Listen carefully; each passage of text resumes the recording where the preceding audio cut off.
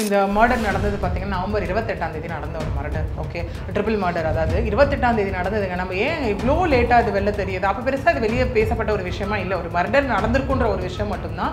இப்போ ஏன் இது ரொம்ப ரீசெண்டாக வருது அப்படின்னா, குறவர் சமூகத்தை சார்ந்தவர்கள் சில பேர் மீடியா முன்னாடி அப்பியர் ஆனது ஒரு ரீசனாக இருக்குது. பல்லட கேஸில் ஒத்துக்க சொல்லி நீங்கள் தான் அந்த கொலை பண்ணினீங்க, துணியை கொண்டு வந்து வீட்டில் மூட்டை கட்டி வச்சிருக்கிறீங்க, ரத்த கரையோட இருக்கு அப்படின்னு சொல்லி பொய் சொல்லி அவளை கஷ்டப்படுத்துறாங்க. நேற்று போலீஸ் ஸ்டேஷன் வாசல்ல அழுகுன்னு அழுகுது. அங்கே இருக்கிற எல்லா போலீஸ்காரங்களும் பார்த்துட்டு தான் இருக்கிறாங்க. யாரும் எங்களுக்காண்டி பேச நாதி இல்லை, எங்களுக்காண்டி யாரும் வரவும் மாட்டேன்றாங்க. இந்த மாதிரி ஜெய் பீம் படம் பாணியில் அப்படிங்கிற மாதிரி தான் இதோட டேக்லைனே நமக்கு இருக்குது. என்னன்னா, நைட்டு அந்த நவம்பர் 28ஆம் தேதி இரவு போல் வந்துட்டு என்ன இருக்குது, கதவை தட்டுற சவுண்டு வந்து ரொம்ப கேட்டதுனால அந்த தெய்வ சிகாமணி அவர் வந்து வெளில வந்து பார்க்குறாரு. வரும்போது ஆயுதங்களோடு வந்துட்டு இருந்தவங்க அவரை தாக்கியிருக்காங்க வெளியே வாசல்லே வச்சு. அதில் அவர் இறந்துட்டார். ஏடிஎஸ்பி பாலமுருகன், டிஎஸ்பிகள் ஆறுமுகம், மாயவன், சுரேஷ்குமார், கோகுலகிருஷ்ணன், அப்புறம் 10 இன்ஸ்பெக்டர்கள், 15 சப் இன்ஸ்பெக்டர், இவ்வளோ பேரும் இந்த இன்வெஸ்டிகேஷனுக்குள்ளே வச்சு 5ன்றதை தாண்டி இப்போ 10 தனிப்படை அமைச்சு அதுக்கப்புறம் ஐஜி செந்தில்குமார் தலைமையில் வந்துட்டு இவங்க தேடிக்கிட்டு இருந்தாங்க. போலீஸ் வந்து எங்களை ரொம்ப பலவந்தமாக என்கொயரிக்கு கூப்பிடுறாங்க அப்படிங்கிற மாதிரி ஒரு. இவங்க எப்படி மேம் இந்த ஒரு இன்சிடென்ட்குள்ளே எப்படி வராங்க? 28ஆம் தேதி இந்த சம்பவம் நடந்ததா, 29ஆம் தேதி ஊரை விட்டு அவர் காலி பண்ணியிருக்காரு. ஸோ ஒரு வேளை இந்த சம்பவத்தில் அவர் சம்மந்தப்பட்டிருப்பாரோ அப்படின்னு சொல்லிட்டு ஹரிதாஸ், விஷ்ணு, செல்வமணி, அர்ஜுன், வீரகுமார், ராஜமணி, விஜய், ஓகே, இந்த மாதிரி 15க்கும் மேற்பட்டோரை விசாரணை வலயத்துக்குள்ளே கொண்டு வராங்க. அவங்க மேலே தவறே இல்லைன்னும் போது அவங்க விசாரணைக்கு ஒத்துழைக்கலாம்ல, அவங்க ஏன் பயப்படணும் எங்களை பார்த்து அப்படின்னு காவல்துறை கேட்டிருக்காங்க.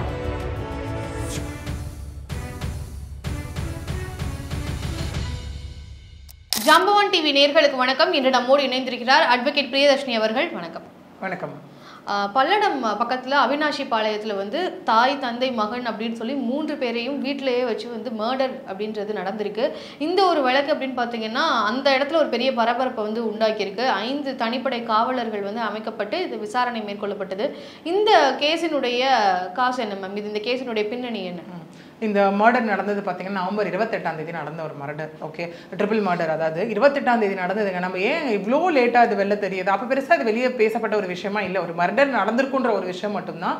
இப்போ ஏன் இது ரொம்ப ரீசெண்டாக வருது அப்படின்னா, குறவர் சமூகத்தை சார்ந்தவர்கள் சில பேர் மீடியா முன்னாடி அப்பியர் ஆனது தான் ஒரு ரீசனாக இருக்குது. ஒன்று. ரெண்டாவது வந்து அங்கே இருக்க திருப்பூர் கலெக்டர் கிட்ட ஒரு பெட்டிஷன் கொடுத்துருக்காங்க. என்ன அப்படின்னா, இந்த மாதிரி ஜெய் பீம் படம் பாணியில் அப்படிங்கிற மாதிரி தான் இதோட டேக்லைனே நமக்கு இருக்குது. என்னன்னா, செய்யாத குற்றத்தை எங்களை வந்து ஒப்புக்கொள்ள சொல்லி போலீஸ் எங்களை டார்ச்சர் பண்ணுறாங்க, 10 லட்ச ரூபா வாங்கிக்கோங்க, 5 லட்ச ரூபா வாங்கிக்கோன்னு சொல்லி எங்களை டார்ச்சர் பண்ணுறாங்கன்னு ஒரு விஷயம் வெளியே வந்ததுக்கு அப்புறம் தான் சரி என்னதான் நடந்தது அப்படி இந்த கேஸில் அப்படிங்கிற மாதிரி நம்ம எல்லாரும் வெளியே தெரிய வந்தது. நம்ம எல்லாரும் இதை பற்றி உற்று நோக்க ஆரம்பித்தோம் இந்த விஷயத்தை. இது என்னென்னு பார்த்தோம்னா, சொன்ன மாதிரி நவம்பர் 28ஆம் தேதி, அதாவது திருப்பூர் மாவட்டம் பல்லடம் அவினாஷி பாளையம் அடுத்த சேமலை கவுண்டம்பாளையம் அப்படிங்கிற இடத்துல வந்துட்டு சேர்ந்தவங்க வந்து தெய்வ சிகாமணி 76 வயசு இவருக்கு. இவங்களோட வைஃப் வந்து அலமேலு 65, இவங்க பையன் வந்து செந்தில்குமார் 45. இவர் வந்து கோயம்புத்தூர்ல இருக்க ஒரு ஐடி பார்க்கில் ஒர்க் பண்ணிட்டு இருக்காரு. இவங்க என்ன பண்றாங்கன்னா, ஊருக்கு வந்துட்டு ஒரு ரிலேட்டிவ் ஃபங்க்ஷன் அப்படின்னு வராங்க. வந்தவங்க அந்த இது இருக்கும் இல்லையா, தோட்டத்தில் வீடு இருக்கும் இல்லையா, அந்த மாதிரி வீட்டில் வந்து இவங்க தங்கிட்டு இருந்திருக்காங்க. தங்கிட்டு இருக்கும்போது இரவு அன்னைக்கு நவம்பர். இவங்க வந்து அந்த ஊர்லயே ஸ்டே பண்ணிட்டு இருந்தவங்க கிடையாது, கோயம்புத்தூர்ல இருந்தவங்க ஏதோ ஃபங்க்ஷனுக்காக தான் அந்த ஊருக்கு வந்திருக்காங்க இல்லையா? அந்த ஊரை சார்ந்தவங்க தான். அவங்க பையன் வந்துட்டு ஃபங்க்ஷனுக்காக அங்கே வந்திருக்காரு. ஓகே, தோட்டத்துக்கு நடுவில் வீடு அவங்களுக்கு இருக்கவங்க வந்து என்ன இருக்கு, நைட்டு அந்த நவம்பர் 28ஆம் தேதி இரவு போல வந்துட்டு என்ன இருக்கு, கதவை தட்டுற சவுண்டு வந்து ரொம்ப கேட்டதுனால அந்த தெய்வ சிகாமணி அவர் வந்து வெளில வந்து பார்க்குறாரு. வரும்போது ஆயுதங்களோட வந்துட்டு இருந்தவங்க அவரை தாக்கியிருக்காங்க வெளியே வாசல்லே வச்சு. அதில் அவர் இறந்துட்டாரு. வீடு திறந்திருக்கும் போது வீட்டுக்குள்ளே போனவங்க அந்த கொள்ளையர்கள் அந்த கும்பல் வந்து வீட்டுக்குள்ளே போயிட்டு அவங்க மனைவி அலமேலுவையும் மகன் செந்தில்குமாரையும் அங்கேயே அவங்களையும் தாக்கி அவங்களும் இறந்துட்டு இருக்காங்க. சுற்றி இருந்த மக்கள் வந்து இதை பார்த்து உடனே வந்து காவல்துறைக்கு இன்ஃபார்ம் பண்ணாங்க. இன்ஃபார்ம் பண்ணதில் பார்த்தீங்கன்னா காவல்துறை கண்காணிப்பாளர் அங்கே சுரேஷ் மற்றும் அங்கே இருக்க போலீஸார் என்ன பண்ணுறாங்கன்னா, அந்த பிரேதத்தை வந்து எடுத்துட்டு திருப்பூர் அரசு மருத்துவமனைக்கு வந்து போஸ்ட்மார்ட்டம் ரிப்போர்ட்டுக்கு வந்து அவங்க அனுப்புகிறாங்க. அந்த இடத்துல ரிப்போர்ட்டுக்கு அனுப்பிட்டு அங்கே என்ன பண்ணுறாங்க அப்படின்னா வந்துட்டு செக்ஷன்ஸ் போடுறாங்க. என்னென்ன செக்ஷன்ஸ் இதில் போடுறாங்க அப்படின்னு பார்த்தோன்னா, அகெயின் இப்போ நமக்கு பிஎன்எஸ் செக்ஷன் என்ன போடுறாங்க, அவினாசிபாளையம் போலீஸ் என்ன பண்ணுறாங்க, 3 செக்ஷனில் போடுறாங்க.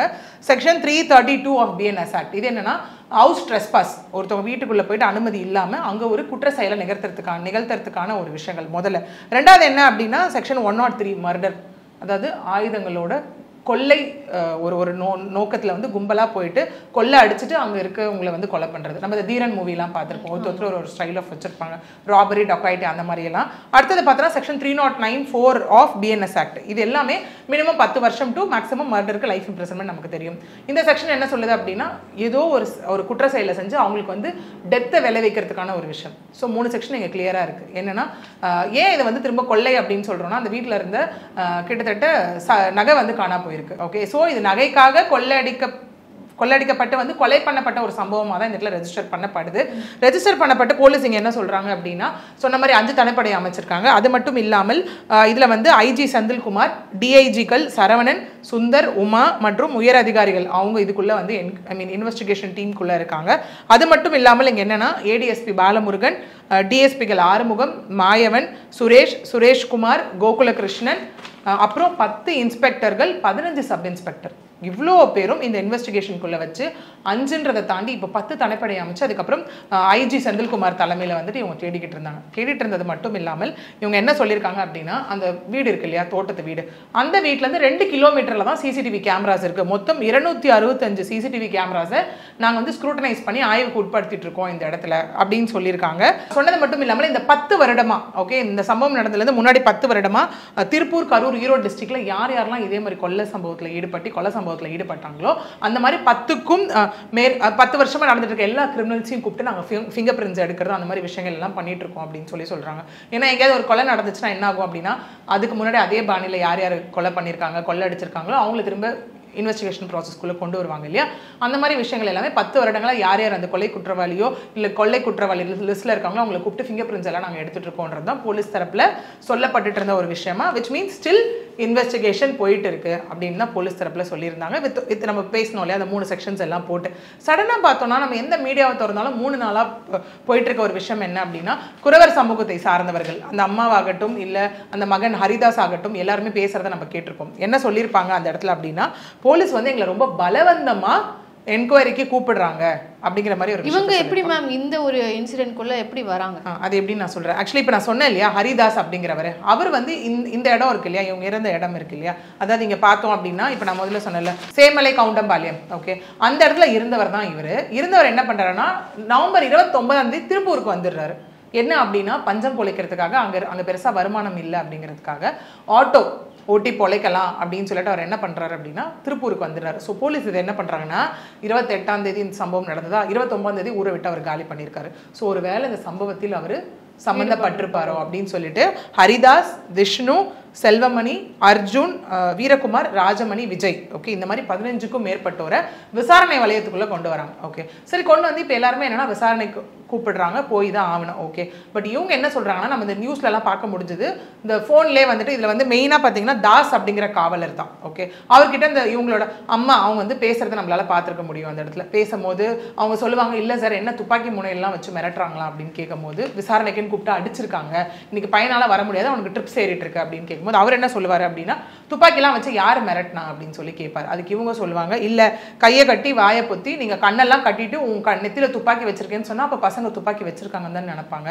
ஸோ எங்களை ஹராஸ் பண்ணுறாங்க, 5 லட்ச ரூபா கொடுக்குறேன், 10 லட்ச ரூபா கொடுக்குறேன், குற்றத்தை ஒத்துக்கோங்கன்னு சொல்கிறாங்கன்னு சொல்லிட்டு இந்த ஹரிதாஸ் என்ன பண்ணியிருப்பாரு இந்த இடத்துல அப்படின்னா, மீடியா முன்னாடி பேசும்போதே சொல்லியிருப்பாரு, நான் காவல்துறைக்கிட்டே சொல்லிட்டேன், பேசாமல் எனக்கு ஒரு 1 லிட்டர் டீசல் வாங்கி கொடுத்துருங்க, நான் என் மனைவி பிள்ளைங்க என் குடும்பத்தோடு நான் ஊற்றிக்கிட்டு செத்து போயிடுறேன், அவங்க டார்ச்சர் என்னால் எங்களால் அனுபவிக்க முடியல அப்படின்னு சொல்லி அவர் இந்த இடத்துல சொன்னதாகவும் சொல்லியிருப்பாங்க. அது மட்டும் இல்லாமல் காலையில் விசாரணைக்கு வாங்க ஸ்டேஷன் கூட்டு போயிட்டு நைட்டு வரைக்கும் வச்சு விசாரணைன்ற பேரில் எங்களை ஒத்துக்க சொல்லி டார்ச்சர் பண்ணுறாங்க அப்படிங்கிறது தான் இந்த குறவர் சமூகத்தை சார்ந்தவர்கள் வந்து ஒரு பெரிய விஷயமா வந்து இந்த இடத்துல பேசியிருப்பாங்க. இதெல்லாம் தாண்டி இதன் பேரில் விசாரணை எடுங்க அப்படிங்கிறத வச்சு தான் கலெக்டரேட்டில் வந்து இவங்க போய் கம்ப்ளைண்ட் கொடுத்துருப்பாங்க. கொடுத்த கையோட தான் இது நமக்கு வந்து மீடியாவில் பெருசாக நமக்கு இது வந்து எக்ஸ்போஷர் வந்திருக்கு. இப்போ இந்த ஒரு விஷயத்துலையும் பார்த்தீங்கன்னா, குறவர் சமூகம் அப்படின்னு அந்த சமூகத்தை ஏன் டார்கெட் செய்யணும், எதனால வந்து இந்த கேஸ்ல அவங்கள எடுத்துட்டு வந்தாங்க அப்படின்ற பார்க்கும்போது இதுலேயும் வந்து சாதிய ரீதியான ஒரு கொடுமை தான் பார்க்க முடியுது. ஸோ இன்டெரக்டாக இதில் போலீஸுமே அதானே செய்கிறாங்க அப்படின்னு தானே தெரிய வருது. இப்போ காவல்துறை என்ன சொல்லியிருக்காங்கன்னா, மறுப்பு தெரிவிச்சிருக்காங்க இந்த இடத்துல. என்ன மறுப்பு தெரிவிச்சிருக்காங்க அப்படின்னா, இல்லை எங்களுடைய கடமையை தான் நாங்கள் செய்கிறோம், ப்ராப்பராக அவங்களுக்கான டாக்குமெண்ட்ஸ் சம்மன்ஸ் எல்லாம் அனுப்பப்பட்டதை நாங்கள் விசாரணை பண்ணிட்டு இருக்கோம். ஓகே, 1. 2வது அவங்க மேலே தவறே இல்லைன்னும் போது அவங்க விசாரணைக்கு ஒத்துழைக்கலாம்ல, அவங்க ஏன் பயப்படணும் எங்களை பார்த்து அப்படின்னு காவல்துறை இங்கே கேட்டிருக்காங்க. ஸோ ரெண்டுமே கான்ட்ராடிக்டரி ஸ்டேட்மெண்ட் இல்லையா. இவங்க வந்து எங்களுக்கு துன்புறுத்துறாங்க, அடிக்கிறாங்க, எல்லாமே இவங்க சொல்லியிருப்பாங்க, அந்த ஹரிதாஸ் ஆகட்டும் மற்றவர்கள் ஆகட்டும். பட் காவல்துறை சார்பில் அப்படிலாம் இல்லை, நாங்கள் எல்லாமே வித் எவிடென்ஷியலாக தான் வித் ப்ராப்பர் டாக்குமெண்ட்ஸோட தான் நாங்கள் பண்ணுறோம். ஏன்னா 28ஆம் தேதி சம்பவம் நடந்திருக்காங்க, 29ஆம் தேதி அவர் அந்த இடத்த விட்டு காலி பண்ணிட்டு போயிருக்காரு. அப்போ விச் மீன்ஸ் இப்போ நமக்கே தெரியும், இப்போ இந்த பில்டிங் இருக்கு, ஒரு கிரைம் நடக்குது அப்படின்னா முதல்ல இந்த பில்டிங்ல யார் யார் இருப்பாங்கன்னு விசாரணைக்குள்ள கொண்டு வருவாங்க. அதுக்கப்புறம் இதை சுற்றி யார் யார் இருக்காங்கன்னு விசாரணைக்கு கொண்டு வருவாங்க. அப்புறம் சிசிடிவி இருந்ததுன்னா யார் யார் அந்த பக்கம் கிராஸ் பண்ணியிருக்காங்கன்ற ஒரு விஷயம். அதை தாண்டி இந்த ஒரு ஃபார் எக்ஸாம்பிள் ஒரு 2 கிலோமீட்டர் ரேடியஸ்ல இருக்கவங்க எப்பவுமே கண்காணிப்புல இருந்துட்டே தான் இருப்பாங்க குற்றவாளிகளை கண்டுபிடிக்கிற வரைக்கும். அதில் யாராவது ஒருத்தர் வெளியே போனாலோ இல்லை யாராவது ஒருத்தர் சம்பவம் நடந்தனைக்கு உள்ள வந்தாலோ எல்லாருமே கண்டிப்பாக விசாரிப்பாங்க. அதுதான் பேசிக் என்கொயரி ப்ராசஸ் இன்வெஸ்டிகேஷன்ல. ஓகே, அப்படிதான் நாங்களும் இதை செய்கிறோம். இதை தாண்டி அவங்க எங்கள் மீது வீண் பழி சுமத்துகிறார்கள். ஒன்று, இன்னொன்று விசாரணையை திசை திருப்புவதற்காக நடத்தப்படுற ஒரு நாடகம் அப்படிங்கிறத எங்கள் போலீஸ் தரப்புல சொல்லப்பட்டிருக்கு. ஒன்று, குறவர்கள் சமூகத்தை சார்ந்தவர்கள் இங்கே என்ன சொல்றாங்க அப்படின்னா, இல்லை நாங்கள் வந்து தாழ்த்தப்பட்டவங்க அப்படிங்கிறதுனால எங்களை ஒத்துக்க சொல்லி டார்ச்சர் பண்றாங்க, ஏன்னா ஈஸியாக ஒத்துப்பாங்க இல்லையா நாங்கள் அப்படிங்கிறதுனால இது புட்டப் கேஸாக மாற்ற ட்ரை பண்ணுறாங்க. ஸோ இப்போ போலீஸ்க்கு வந்து இந்த கேஸில் யார் சம்மந்தப்பட்டிருக்கா, யார் இதில் உண்மையாகவே குற்றவாளி அப்படின்றத கண்டுபிடிக்கிறதுக்கா ஈஸியாக கண்டுபிடிக்கணும் அப்படின்றதுனால இந்த கேஸை முடிக்கணுன்றதுனால இவங்க மேலே பழி சுமத்துறாங்க அப்படின்றது தான் இதை பார்க்க முடியுதா? அப்படின்னு தான் இதில் கண்டனங்கள் தெரிவிக்கப்படுது. ஏன்னா நவம்பர் 28 நடந்தது. நவம்பர் பார்த்தீங்கன்னா டிசம்பர், ஜனவரி, பிப்ரவரி 3 மாதம் ஆக போகுது லிட்டரலி கிட்டத்தட்ட. ஓகே, ஆகும்போது ஏன் இவங்களால கண்டுபிடிக்க முடியல? இவங்க பார்த்தீங்கன்னா இப்போ நானே சொன்னேன், இவ்வளோ காவல்துறை அதிகாரிகள் லிஸ்ட்டு நானே சொன்னேன், எத்தனை இன்ஸ்பெக்டர், எத்தனை சப் இன்ஸ்பெக்டர், டிஐஜி, டிஜி, எத்தனை பேரை நான் சொன்னேன் இந்த இடத்துல இல்லையா? இவ்வளோ பேர் வந்து இந்த இடத்துல இருக்கும்போது ஏன் கண்டுபிடிக்க முடியல? 225 கேமரா. ஓகே, இதெல்லாம் தாண்டி 10 வருடமா இதே மாதிரி யார் வந்து குற்ற சம்பவத்தில் ஈடுபட்டு இருக்காங்களோ அவங்களோட ஃபிங்கர் பிரிண்ட்ஸ், இந்த மாதிரி இவ்வளோ விஷயங்கள் இருக்கும்போது ஏன் இவங்களால குற்றவாளிகளை கண்டுபிடிக்க முடியவில்லை? கண்டுபிடிக்க முடியலன்ற அவங்க தோல்வியை தான் அவங்க இப்படி மாற்றி இதை மூட பார்க்குறாங்களோ அப்படிங்கிறது தான் இங்கே மக்களோட பெரிய கண்டனமாக இந்த இடத்துல இருந்துட்டு இருக்கு. இதன் சார்பில் தான் கலெக்டரிடம் மனு கொடுக்கப்பட்டிருக்கு. இப்போ நீங்கள் ஸ்டார்ட் பண்ணும் போதே ஜெய்பீன் பாணியில் நடந்த ஒரு கேஸ் அப்படின்னு தான் சொன்னீங்க. ஜெய்பீமாக இருக்கட்டும், விசாரணையாக இருக்கட்டும், இந்த மாதிரி பல படங்கள் எடுத்தாச்சு, பல கேசஸும் நம்ம பார்த்துருக்கோம். இது மாதிரியெல்லாம் காவலர் நிலையத்தில் இந்த மாதிரியான அநீதிகள் நடக்குது அப்படின்றது பல விஷயங்கள் நமக்கு அதுக்கு பெரிய எக்ஸாம்பிள் தான். இது மாதிரி பல படங்கள் இருக்கு, எல்லாத்தையுமே பார்த்துருக்கோம். ஆனாலும் ஸ்டில் இது நடந்துட்டே இருக்கே. ஸோ இது எப்படி ஸ்டாப் பண்றது அப்படின்ற ஒரு கேள்வி எழுது. ஏன்னா காவலர்கள் வந்து கொஸ்டின் கேட்க முடியாது அப்படின்ற பயமும் மக்களிடையே இருக்கு. ஆமா, ஏன்னா இங்க காவல்துறை அதிகாரிகளும் அதுதான் ஒன்று சொல்றாங்க. என்னன்னா இவங்க எல்லாத்துலயும் கரெக்டா இருக்காங்க, இவங்க மேல தவறு இல்லைன்னும் போது ஏன் இவங்க எங்களை பார்த்து பயப்படணும்? ஏன் இந்த மாதிரி வந்து ஃபேக்கா ஒரு கம்ப்ளைண்ட் பெட்டிஷன் கொண்டு போய் கொடுக்கணுன்றதா விஷயமா இருக்கு. ஒன்று. ரெண்டாவது, நம்ம ரீசன்ட் கேஸ்ல நிறைய பார்த்தோம் அப்படின்னா காவல்துறை தரப்புல வந்து எல்லாமே மூடப்படுதோ அவசரமா சொல்லப்படுதோ அப்படின்னு நம்மளால இங்க பார்க்க முடிஞ்சது. தொடர்ந்து எல்லாமே அப்படிதான் இருந்துட்டு இருக்கு இந்த இடத்துல. அதையும் தாண்டி இப்ப இந்த ஈசிஆர் விஷயமே எடுத்துக்கிட்டோம். அவசரமா வந்து டிசி அவர்கள் வந்து ஒரு விஷயம் அங்க சொல்லியிருந்தாரு, இந்த கொடி பத்தி எல்லாம் பேசியிருந்தாரு. அதெல்லாம் ரொம்ப அவசரமான விஷயம். ஒண்ணு. ரெண்டாவது வந்து நீங்க பாதிக்கப்பட்ட ஒரு பெண்ணோட ஐடென்டிட்டி வெளியே வருது, ஆனா அந்த குற்ற சம்பவத்துல ஈடுபட்ட ஒரு ஆண்கள் பேர் கேட்கும்போது அதுல 2 மூவர்கள் 3 பேர் சிறார்கள், அவங்க பேர் வேணுமான்னு கேட்கறாங்க. ஒரு பெண்ணுடைய ஐடென்டிட்டி டக்குன்னு வெளில விட்டுறீங்க. ஓகே, இப்போ ஒரு தப்பு செய்யறான் அப்படின்னும் போது அது as per law ஜுவெனல் போது கொஞ்சம் நம்ம கேர்ஃபுல்லா தான் ஹேண்டில் பண்ணணும். 18 வயசு கீழே இருக்கும் போது இங்க வந்து ஒரு நியூட்ராலிட்டி இல்லையோன்னு பார்க்கப்படுது. ஒண்ணு. ரெண்டாவது வந்து பெண்கள் வந்து ஜுவெனல் கீழே வரமாட்டாங்க இல்லையா, அதனால மேபி சொல்லியிருக்கலாம் இல்லையா? புரியல. பெண்கள் 18 வயசு கீழே அந்த ஈடுபட்டவர்கள் கிடையாதா? இல்ல, பெண்களா இருந்தாலும் சரி, ஆண்களா இருந்தாலும் சரி, 18 வயசு கீழே இருக்கவங்களும் கொஞ்சம் கேர்ஃபுல்லா தான் ஹேண்டில் பண்ணுவாங்க. ஏன்னா அவங்களை வந்து நம்ம காமன் ஜுடிஷியல் ஜெயிலில் பிரசன்ட்ல போட போறது இல்லை. அவங்களுக்கு தனியாக ஜுவெனல் போர்டு இருக்கு, தனியாக வந்து சிறார்கள்ன்ற ஒரு கான்செப்ட்ல தான் நம்ம பண்ண போறோம், அவங்களை கொண்டு வர போறோம். ஓகே, இல்ல இந்த இடத்துல நம்ம அந்த நியூட்ராலிட்டி பார்க்க முடியலன்னு சொல்றேன். இதே கள்ளச்சாராயம் வித்த கேஸ் ஆகட்டும், பெரம்பூர்ல என்ன நடந்தது, கள்ளச்சாராயம் விட்டுறதுல வந்து அதுலயும் என்ன சொல்ல மூடப்படுதுன்னா முன்விரோதம் அப்படிங்கிற மாதிரி அங்கேயுமே பார்க்கப்பட்டது. பட் அங்கேயுமே அந்த ஊரை சார்ந்த ஒரு அட்வொகேட்டுமே நமக்கு பேசியிருந்தாரு. என்ன சொல்லியிருந்தாரு அப்படின்னா, இல்ல இது தொடர் கதையா நடந்துட்டே இருக்கு, உள்ள போறாங்க வெளில வராங்க. ஏன்னா 11ஆம் தேதி தான் அவங்க எல்லாம் வெளில வந்திருக்காங்க. ஒரு குடும்பமே அங்கே கள்ளச்சாராயம் காய்ச்சினதை நம்மளால பார்க்க முடிஞ்சது. 11ஆம் தேதி தான் 75 பாக்கெட் கள்ளச்சாராயம் வித்துட்டு உள்ள போனவங்க வெளியில வந்திருக்காங்க. வந்துட்டு பெயில வந்தவங்க எப்படி உடனே இந்த சம்பவத்தில் எப்படி வந்து ஈடுபட முடியுமா அவங்களால? அந்த இடத்துல 2 படுகொலை. அங்கேயுமே காவல்துறை தரப்புல முன் விரோதம் தான் சொல்லப்பட்டுச்சு அங்கேயுமே. ஸோ இதை ஏன் இவ்வளோ அவசரமா வந்து முன் விரோதம்னு சொல்லணும், எறும்பு கடிச்சதுன்னு சொல்லணும், இது நடக்கவே இல்லைன்னு சொல்லணும், ஏன் இந்த மாதிரி விஷயங்கள் எல்லாமே வருதுன்றது தான் எங்க கேள்வி. அதுக்கு அவங்க சிம்பிளா இல்லைங்க இன்வெஸ்டிகேஷன் போயிட்டு இருக்குன்னே சொல்லி முடிச்சுட்டு போயிருக்கலாம்ல, ஏன் அதை செய்ய மாட்டேங்கிறாங்க? இதே நம்ம அண்ணா நகர் விஷயத்துல நம்ம என்ன பார்த்தோம், இதே ஏடபிள்யூபிஎஸ் வந்து 13 வயது சிறுமிக்கு நடந்த இன்சிடென்ட்ல தான் அண்ணா நகர் காவல் ஆய்வாளர் வந்துட்டு ராஜி அவர்கள் என்ன பண்ணாங்க, அந்த இடத்துல பாதிக்கப்பட்ட பெண்ணுடைய பெற்றோர்களே கூட்டு அரெஸ்ட் பண்ணதுனால தான் இன்னைக்கு அவங்க வந்து அரெஸ்ட் பண்ணப்பட்டிருக்காங்க, சஸ்பெண்ட் பண்ணப்பட்டிருக்காங்க. ஒன்று. இந்த கள்ளச்சாராயம் விஷயத்துல பார்த்தீங்கன்னா அந்த காவல் ஆய்வாளர் நாகவல்லி அவர்கள் வந்து காத்திருப்போர் பட்டியலுக்கு இங்கே மாற்றப்பட்டிருக்காங்க. இதெல்லாம் ஏன் பண்றீங்க அந்த இடத்துல? ஸோ ஏதோ ஒரு விஷயம் கண்டனங்கள் வருதுன்னு தானே பண்றாங்க. ஸோ அப்போ இந்த எல்லா கேசஸ்லையுமே வந்து காவலர்கள் தரப்புல ஒரு குற்றம் இருக்கு அப்படின்றத சுட்டி காட்டிட்டே இருக்கு. ஸோ அந்த இதை எப்படி பாக்குறீங்க? இப்போ நிறைய பேர் இங்க என்ன சொல்றாங்கன்னா, நம்ம நிறைய விஷயங்கள் சொல்லி கேள்விப்பட்டிருக்கோம். காவல்துறை எங்களை தேவையில்லாம தொந்தரவு பண்றாங்க, எங்க மேல புட்டப் கேஸ் போடுறாங்க, அந்த மாதிரி எல்லாம். அதுக்குமே நமக்கு வந்து என்ன அப்படின்னா, நம்ம ஹைகோர்ட்ல டைரக்ஷன் வாங்கலாம். அதாவது நாட் டு ஹராஸ் அப்படிங்கிற ஒரு கான்செப்ட் இருக்கு. ஹராஸ் அப்படிங்கிற கான்செப்ட், அதாவது என் மேல எந்த தவறும் இல்லாமல், எதுவும் இல்லாமல் காவல்துறை அதிகாரிகள் என்ன சும்மா சும்மா தொந்தரவு பண்ணிக்கிட்டே இருக்காங்க, என்ன காரணம் இல்லாமல் அப்படின்னு நம்ம கோர்ட்ல முறையிட்டு நம்ம எவிடன்ஸ் எல்லாம் கரெக்டா இருக்கும் பட்சத்தில் அந்த பெட்டிஷன் போட்டு வாங்கி வச்சுட்டா காவல்துறை அதிகாரிகள் ப்ராப்பர் சம்மன் இல்லாம ப்ராப்பரான என்கொயரி ப்ரொசீஜர்ஸ் உங்கள் மேலே போட முடியாது, தேவையில்லாமல் உங்களை ஹராஸ் பண்ண முடியாது, துன்புறுத்த முடியாதுன்ற ஒரு கான்செப்ட்டுமே இருக்குது. பட் இதெல்லாம் இவங்களுக்கு அவேராக இருக்காங்களான்னு கேட்டால் இவங்க அவேராக இல்லை. அதுதான் விஷயம். அதனுடைய விளைவாக தான் இவங்க வந்து இங்கே கலெக்டரேட் போயிட்டு பெட்டிஷன் கொடுத்ததை நம்மளால் இங்கே பார்க்க முடியுது.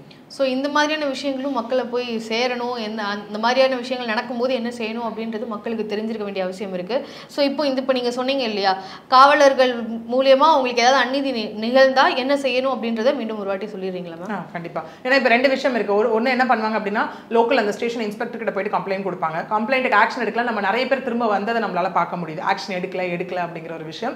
நீங்க போயிட்டு கன்சர்ன் இன்ஸ்பெக்டர் கிட்ட வந்துட்டு ஐஓ கிட்ட போயிட்டு நீங்க கம்ப்ளைண்ட் கொடுக்குறீங்க, எடுக்கல அப்படின்னா அதுக்கப்புறம் நமக்கு உயர் அதிகாரிகள் இருக்காங்க. இப்போ சிட்டி மெட்ரோபாலிட்டன் அப்படின்னா கமிஷனர் கான்செப்ட், ரூரல் ஏரியாஸ்னா எஸ்பி கான்செப்ட். இங்க என்ன, நீங்க இன்ஸ்பெக்டர், அதுக்கப்புறம் assistant commissioner, deputy commissioner, joint commissioner அங்க வரைக்கும் போயிட்டு நீங்க கம்ப்ளைண்ட் கொடுக்கலாம். ஃபர்ஸ்ட் ஒரு ஸ்டேஷன்ல போய், இங்க வந்து எஸ்பி அதான் இன்ஸ்பெக்டர் இருக்காங்க, ஏடிஎஸ்பி டிஎஸ்பி எஸ்பி கான்செப்ட் இருக்கு. நீங்க இன்ஸ்பெக்டர் கிட்ட கொடுக்குறீங்க, எடுக்கல. அடுத்த உயர் அதிகாரி கிட்ட போறீங்க, அவங்களும் எடுக்கல. டைரக்டா போய் கமிஷனர் கிட்டயோ இல்லை எஸ்பி கிட்டயோ உங்க கம்ப்ளைண்ட் கொடுத்தீங்கன்னா அது பேர் கரண்ட் பேப்பர். அந்த கரண்ட் பேப்பர் என்ன பண்ணப்படும் அப்படின்னா, லோக்கல் ஸ்டேஷனுக்கு அங்கேருந்து ஃபார்வர்ட் பண்ணப்பட்டு வித்தின் 15 டேஸ்க்குள்ள அவங்க என்கொயரி என்னன்றதை பண்ணி அவங்க ரிப்போர்ட் திரும்ப அனுப்பணும் கமிஷனர் ஆஃபீஸ்க்கு. அதுக்கு உங்களுக்கு ஒரு அக்னாலஜ்மெண்ட் ஸ்லிப் கொடுப்பாங்க. ஓகே, உங்கள் சிசி நம்பர் போட்டு ஸ்லிப்பு கொடுப்பாங்க. அந்த ஸ்லிப்பை நம்ம வாங்கி வச்சுக்கலாம் ஃபஸ்ட்டு. ஓகே, இப்போயும் எனக்கு எந்த ஆக்ஷனும் எடுக்கலங்க, கமிஷனர் வரைக்கும் எஸ்பி வரைக்கும் போய் எனக்கு எந்த ஆக்ஷனும் எடுக்கல அப்படின்னா, நீங்கள் போட்ட கம்ப்ளைண்ட் என்ன பண்ணலாம் அப்படின்னா, உட்காந்த இடத்துல இருந்து 2 போட்டு எல்லாருக்கும் காப்பி 2 போட்டுட்டு நம்ம ரெஜிஸ்டர்ட் போஸ்ட் அனுப்பலாம். Registered post with acknowledgement card, ஆர்பிஏடின்னு சொல்லுவோம் நம்ம அதை. அதாவது உங்கள் ரெஜிஸ்டர்ட் போஸ்ட் அவங்களுக்கு போய் சேர்ந்த அப்புறம் நீங்கள் ஒரு கார்டு அட்டாச் பண்ணி அனுப்புவீங்க. போஸ்ட் ஆஃபீஸில் ஏடி கார்டுனே ஒன்று இருக்குது. அதை அட்டாச் பண்ணி அனுப்பும்போது சைன் பண்ணி அந்த கார்டு திரும்ப உங்கள் வீட்டுக்கு வரும். இது 2த்தையும் வச்சுட்டு நீங்கள் வந்து லைக் டிஸ்ட்ரிக்ட் கோர்ட்லையோ இல்லை ஹை கோர்ட்லையோ போயிட்டு நம்ம என்ன பண்ணலாம்னா டைரக்ஷன் பெட்டிஷன் ஒன்று ஃபைல் பண்ணலாம். என்னன்னா, பாருங்க நான் இவ்வளோ கம்ப்ளைண்ட் கொடுத்துருக்கேன், இதுக்கு எங்கிட்ட இவ்வளோ எவிடன்சஸ் இருக்குது, சம்மந்தப்பட்ட காவல்துறை அதிகாரிகள் இதன் பேரில் இன்னும் எந்த நடவடிக்கையும் எடுக்கல. ஒன்று. 2வது, நடவடிக்கை எடுத்துட்டு சில பேர் சிஎஸ்ஆர் கொடுத்துருப்பாங்க, எஃப்ஐஆர் போட்டிருக்க மாட்டாங்க, இல்லை எஃப்ஐஆர் போட்டுட்டு அடுத்தது என்கொயரி பண்ணாமல் இருந்திருப்பாங்க. ஸோ இந்த மாதிரி எது நடந்தாலும் நம்ம கோர்ட்டை நாடி தீர்வு பெற்றுக்கொள்ளலாம். ஸோ அங்கே ஜட்ஜஸ் என்ன பண்ணுவாங்க அப்படின்னா, கன்சர்ன் போலீஸ் அஃபிஷியலுக்கு இதன் பெயரில் ஏன் இன்னும் நடவடிக்கை எடுக்கலன்னு சொல்லி ஒரு சர்டன் டியூரேஷன் போடுவாங்க, நாட்கணக்கு போடுவாங்க. இந்த நாட்களுக்குள் இதன் பேரில் நடவடிக்கை எடுத்து எஃப்ஐஆர் போடுங்க, இல்லை போட்ட எஃப்ஐஆர் மீது ஆக்ஷன் எடுத்து சார்ஜ் ஷீட் ஃபைல் பண்ணுங்க அப்படிங்கிற மாதிரி இவ்வளோ விஷயங்கள் நமக்கு இருக்கு காவல்துறை அதிகாரிகளை வேலை செய்ய வைப்பதற்காக. சில பேர் வேலை செய்யறாங்க, இல்லைன்னு சொல்லிட முடியாது. ஒரு சில பேர் செய்யற தவறுனால ஒட்டுமொத்தமாக நம்ம காவல்துறைன்ற ஐடென்டிட்டி தான் இங்க கொடுக்குறோம், காவல்துறை அதிகாரிகள் தான் நம்ம இங்க கொடுத்துட்டு இருக்கோம் இல்லையா. ஸோ வேலை செய்யாத சில காவல்துறை அதிகாரிகளையும் நம்ம செய்ய வைக்கலாம். ஒரு பக்கம் தேவையில்லாமல் சம்மந்தம் இல்லாமல் உங்களை திரும்ப உங்களை அரெஸ்ட் பண்ணிட்டு இருக்காங்க அப்படின்னா, நான் முன்னாடி சொன்ன மாதிரி நாட் டு அரெஸ்ட் பெட்டிஷன், அதுவும் கோர்ட்டில் போய் டைரக்ஷனாக போட்டு, பட் அங்கேயும் சும்மாலாம் வந்து போயிட முடியாது. சில அக்யூஸ்லாம் போய் போட்டால் ஒத்துக்க மாட்டாங்க. நான் உண்மையிலே பாதிக்கப்பட்டவன் என் மேலே புட்டப் கேசஸாக போட பார்த்துட்டு இருக்காங்க அப்படின்னும் போது அதுக்கு உண்டான கோர்ட்டுன்னு வந்துட்டு at end of the day evidence வேணும். என்ன எவிடன்ஸ் இருக்கோ உங்ககிட்ட ப்ராப்பராக எவிடன்ஸ் இருந்ததுன்னா அதை ஸ்க்ரூட்டனைஸ் பண்ணி எவாலுவேட் பண்ணி நீங்கள் ஆமாங்க இன்னசென்ட் அப்படின்னு ஜட்ஜஸ் கருதும் பட்சத்தில், எவிடன்ஸ் ஸ்ட்ராங்காக இருக்கும் பட்சத்தில் இதுவும் உங்களுக்கு நடக்கும், நாட் டு அரெஸ்ட் விஷயமும் உங்களுக்கு இங்கே நடக்கும். ஓகே, மக்களுக்கு தேவையான ஒரு விஷயத்தை பற்றி எங்ககிட்ட பகிர்ந்துக்கிட்டதுக்கு ரொம்ப நன்றி. அது மட்டும் இல்லாமல் இந்த கேஸை பற்றி எங்ககிட்ட விரிவாக பகிர்ந்துக்கிட்டதுக்கு மிக நன்றி.